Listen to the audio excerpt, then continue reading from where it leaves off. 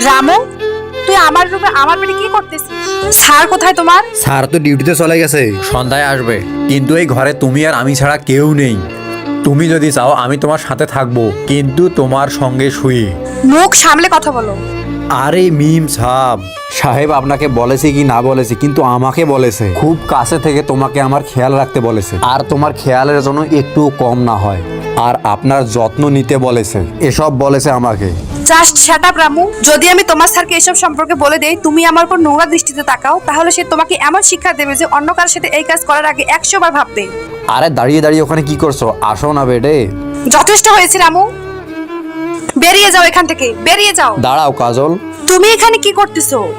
রামু আমাকে বলো তুমি নাকি ডিউটিতে গিয়েছো, তাহলে তুমি দরজার পিছনে কেন লুকিয়ে আছো? আর তুমি শুনলে না এই আমার সাথে কেমন নোংরা ভাবে কথা বললো, আর এমনকি আমাকে তার সাথে ঘুমানোর প্রস্তাব দেয়।